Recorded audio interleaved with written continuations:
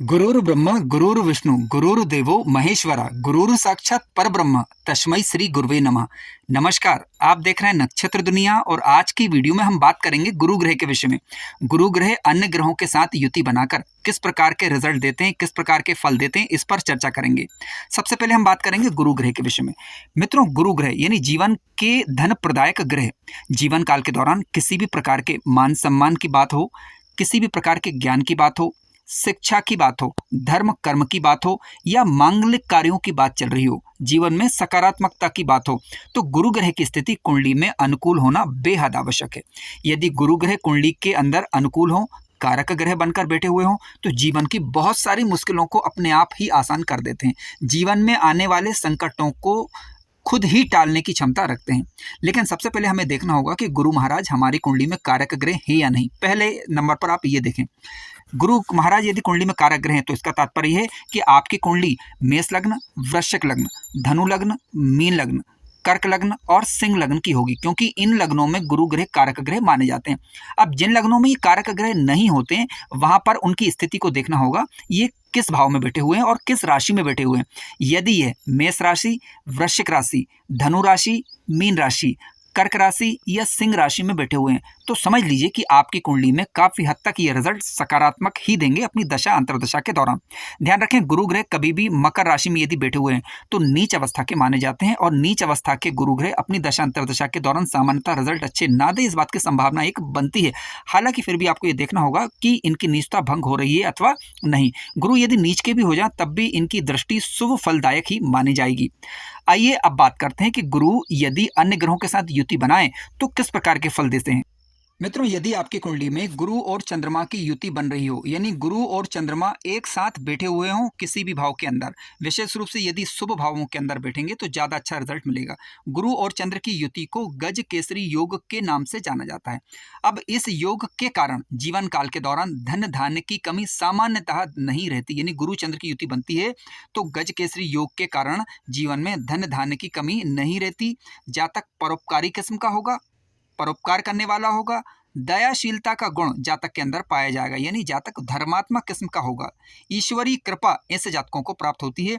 जब कभी भी किसी भी प्रकार का संकट हो, घर से संबंधित सुखों पर संकट हो या माता से संबंधित कोई संकट हो, तो ऐसी परिस्थिति में इस योग के प्रभाव के कारण अक्सर इस प्रकार के संकट टल जाया करते हैं। सबसे बड़ी विशेषता इस कुंडली में या किसी भी कुंडली में यदि गुरु और चंद्र की युति साथ में बन रही है तो होती है। ठीक है, गुरु और चंद्र की युति के कारण जातक ज्ञानवान होगा, अपने ज्ञान का सदुपयोग करेगा और मन की चंचलता पर नियंत्रण स्थापित होगा। क्यों? क्योंकि देखिए, चंद्रमा की बात करें तो चंद्रमा कल्पनाओं के कारक ग्रह हैं, विचारों के कारक ग्रह हैं। विचारों में उतार चढ़ाव रहना एक आम बात होती है, लेकिन गुरु ग्रह यदि साथ में बैठे हुए हैं तो काफी हद तक चंचलता पर नियंत्रण होता है। जीवन काल के दौरान मान सम्मान यश तो अच्छा रहेगा ही रहेगा, साथ साथ राज सुख भी अच्छा मिले, इस बात की संभावना बनती है यदि यह युति कुंडली के दसम भाव के अंदर बन जाए या 10वें भाव से ये संबंध बना ले।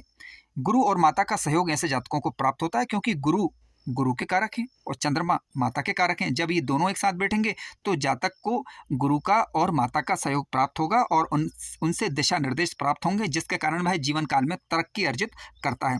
बंधु बांधवों का सहयोग मिलता है, जातक धनी तो होगा, अपने धन का वह सदुपयोग भी कर पाएगा। मित्रों, ध्यान रखें कि गुरु चंद्र जब साथ बैठते हैं तब भी गजकेसरी योग का निर्माण होता है और गुरु से चंद्रमा यदि केंद्र में हो जाएं, लेकिन ध्यान रखिएगा कि ये शुभ भावों के अंदर होना चाहिए, तो ऐसी परिस्थिति में भी इस गजकेसरी योग का लाभ जातक अथवा जातिका को अपने जीवन काल के दौरान देखने को मिलता है। अब मान लीजिए कि चंद्रमा और गुरु दोनों ही कुंडली के अंदर यदि कारक बन जाए तो ये सोने पे सुहागा वाली स्थिति होगी, अच्छा लाभ देखने को मिलेगा।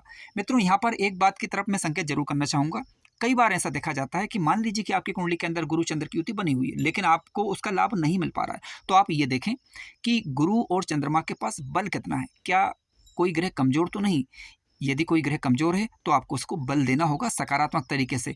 यानी सकारात्मक तरीके का तात्पर्य है वैदिक मंत्र या बीज मंत्र का जप आप कर सकते हैं। जैसे गुरु यदि कमजोर पड़ रहे हो तो गुरुवार के दिन कम से कम, और चंद्रमा यदि कमजोर पड़ रहे हो तो चंद्रमा के दिन यानी सोमवार के दिन आप चंद्रमा के बीज मंत्र या वैदिक मंत्र का जप कर सकते हैं, ताकि इन दोनों ग्रहों को बलवान किया जा सके। इसके अलावा आप ये भी देखें कि किसी नकारात्मक ग्रह की दृष्टि तो इनके ऊपर नहीं पड़ रही, जैसे शनि महाराज की दृष्टि तो गुरु और चंद्र की युति पर नहीं पड़ रही। यदि पड़ रही है तो ऐसी परिस्थिति में आपको शनि महाराज से संबंधित कुछ उपाय करने होंगे ताकि जो नकारात्मक प्रभाव गुरु चंद्र की युति पर पड़ रहा है उससे बचा जा सके। अब इसके लिए करना यह होगा कि आप एक समी का पौधा लाइएगा, शनिवार को शनिवार के शनिवार उस समी के पौधे में आप जल देते रहिए, जिसके कारण शनि महाराज जो है आपसे यदि किसी कारणवश रुष्ट हैं तो वो आप पर प्रसन्न होंगे और गुरु चंद्र की युति का आपको श्रेष्ठ लाभ मिल पाएगा। आइए बात करते हैं गुरु और सूर्य की युति के विषय में।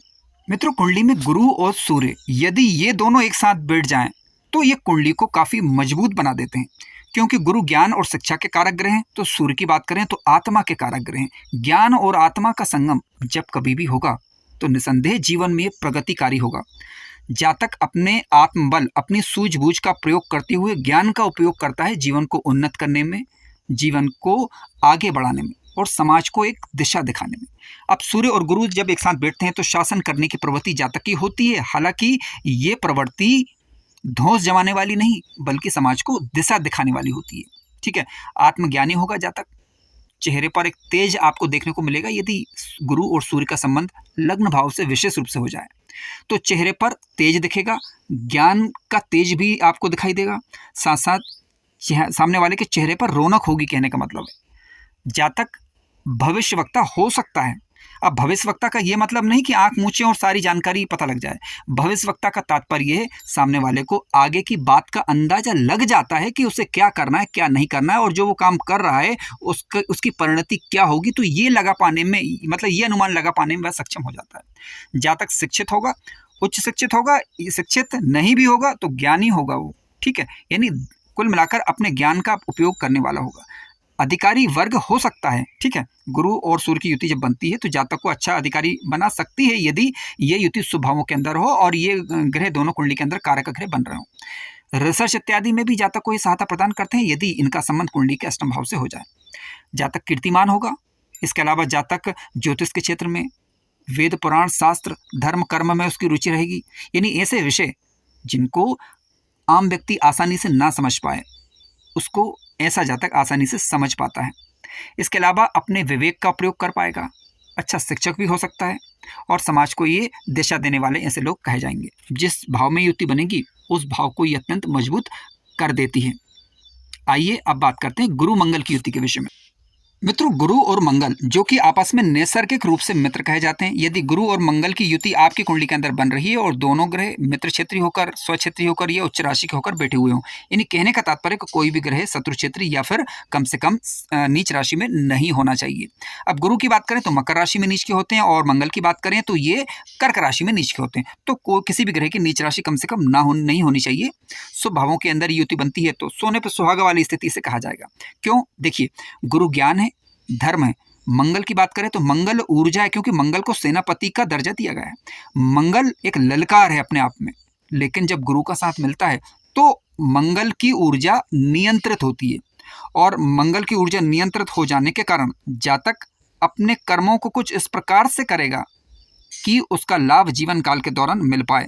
जातक धर्म भी करेगा और कर्म भी करेगा और निडर होकर कर्म करेगा। सबसे बड़ी बात यह है कि गुरु मंगल की युति बनेगी तो निडर होकर जातक कर्म करता है, क्योंकि मंगल ऊर्जा के कारक है, अग्नि तत्व ग्रह है। गुरु के साथ होने से मंगल के कार्यों को दिशा मिलती है। अब मंगल और गुरु जब साथ बैठते हैं तो जातक तेज तर्राट होगा, तेज बुद्धि का होगा, अच्छा वक्ता हो सकता है, अस्त्र शस्त्र का ज्ञाता होगा। ठीक है, इसके अलावा कर्मशील ऐसे जातक कहे जाते हैं। गुरु और बुध की युति जब कुंडली में बनती है तो इसे भी एक अच्छी युति ही कहा जाएगा, क्योंकि जहाँ गुरु ज्ञान है वहीं बुध की बात करें तो बुध बुद्धि के कारक, वाणी के कारक, त्वचा के कारक ग्रह माने गए हैं। ठीक है, बुद्धि विवेक, किसी भी प्रकार की बुद्धि विवेक की बात चल रही हो या किसी प्रकार के तर्कपूर्ण कार्यों की बात चल रही हो, कंप्यूटरकृत कार्यों की बात चल रही हो, मैनेजमेंट की बात चल रही हो, ठीक है, गणित की बात चल रही हो या फिर किसी भी प्रकार की खेती की बात चल रही हो। गुरु की बात करें तो ज्ञान, शिक्षा, धर्म, इनके कारक ग्रह गुरु ग्रह को माना गया। अब गुरु और बुध जब दोनों साथ में बैठेंगे तो जातक बुद्धिमान होगा, ज्ञानी होगा, मान सम्मान समाज में अच्छा रहेगा जातक का। ठीक है, इसके अलावा विवेकशीलता का गुण पाया जाता है। वाणी में ओज होगा, तेज होगा। जातक अच्छा शिक्षक हो सकता है, अच्छा ट्रेनर हो सकता है, अच्छा सलाहकार हो सकता है। गुरु और बुध की युति बनने पर जातक अपने ज्ञान का उपयोग कर पाता है।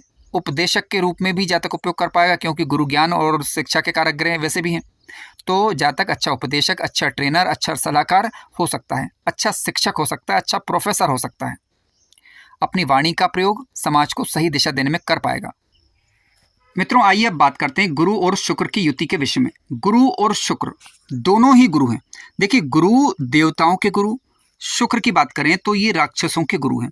लेकिन हैं गुरु, जब दोनों गुरु एक साथ किसी भी भाव के अंदर बैठ जाएंगे तो उस भाव को ये अत्यंत ही सशक्त बना देते हैं।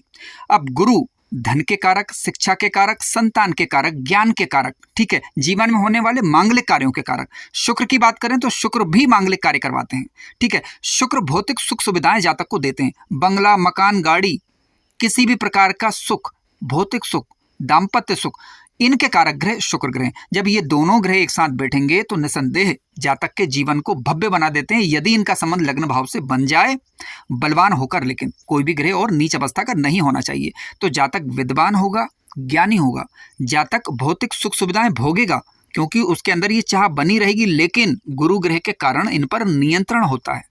जातक अच्छा कलाकार हो सकता है, प्रखर ज्ञानी होगा, विद्वान होगा, इसमें कहीं भी कोई संदेह नहीं होना चाहिए।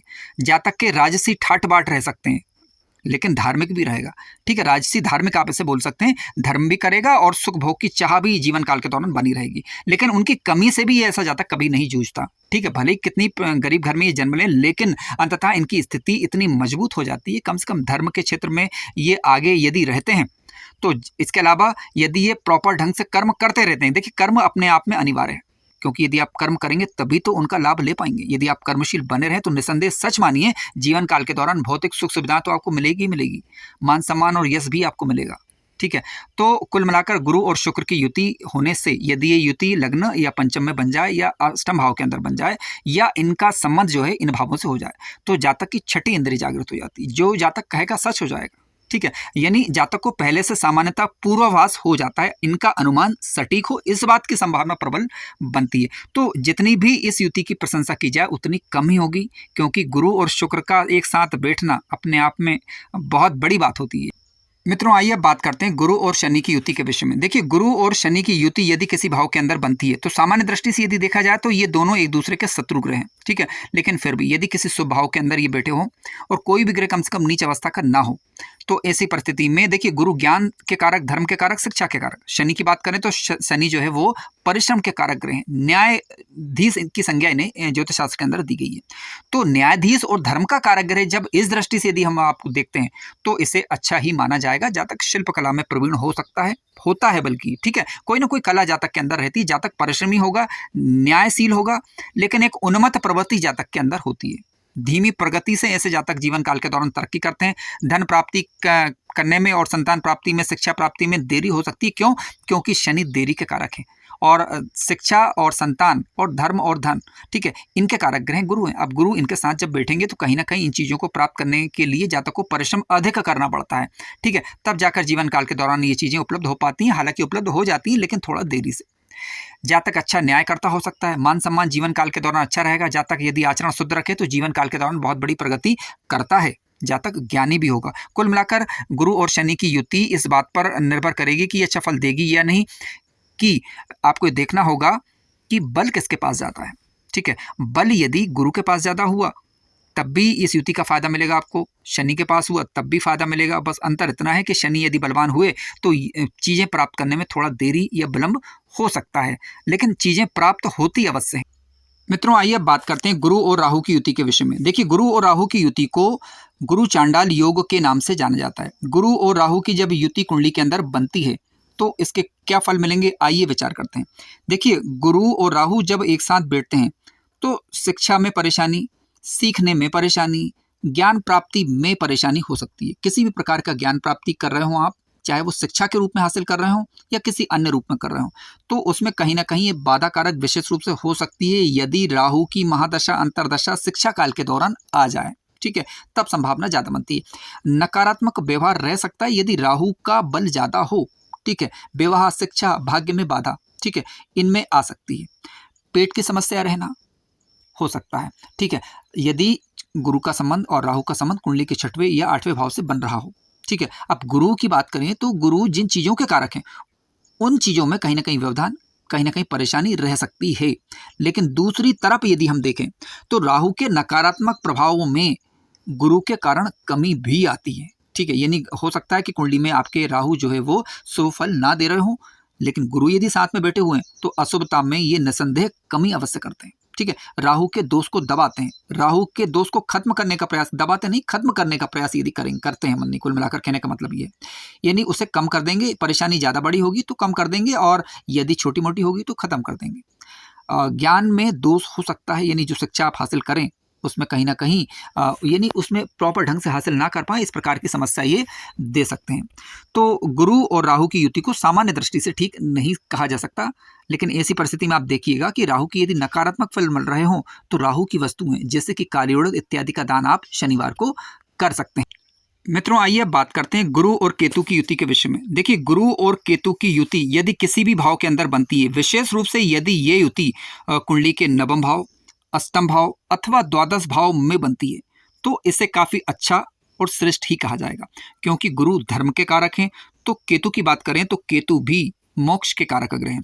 लेकिन ध्यान रखिएगा कि केतु मोक्ष के कारक ग्रह तभी बनते हैं कि जब इनका संबंध गुरु से हो या फिर नवम भाव के स्वामी यानी भाग्येश की दृष्टि इन पर हो, या भाग्येश के साथ ये बैठे हुए हों। कहने का तात्पर्य है कि केतु अपने आप में कुछ नहीं कर सकते, केतु जिस ग्रह के साथ बैठेंगे उसके बल को बढ़ा देते हैं। अब क्योंकि केतु एक धड़ है, ठीक है, इसके पास मस्तिष्क नहीं है, इसके पास बल तो है, ताकत तो है, लेकिन इसके पास मस्तिष्क नहीं है। जिस ग्रह के साथ बैठेगा उसके बल को ये बढ़ा देता है। तो वैसे केतु है मोक्ष का कारक। अब इसे ज्योतिष शास्त्र में झंडा भी कहा गया है। ठीक है, पताका, धर्म की पताका भी आप इसे कह सकते हैं। यदि इसका संबंध अष्टम भाव, नवम भाव या 12वें घर से बने तो निसंदेह जातक को ये मोक्ष की तरफ ले जाने का प्रयास करते हैं, धर्म कर्म में जातक की रुचि बढ़ाते हैं। और गुरु और केतु की युति राजयोग कारक भी मानी गई है धार्मिक दृष्टि से यदि देखा जाए तो। इष्ट की कृपा जातकों को प्राप्त होती है, धर्म में गहन रुचि को ये बढ़ाने वाली होती है यदि ये युति कुंडली में बनी हो और किसी शुभ भाव के अंदर बन रही हो तब। मित्रों, कार्यक्रम ज्ञानवर्धक लगा हो तो लाइक करें, चैनल पर नए हो तो सब्सक्राइब भी करें। धन्यवाद।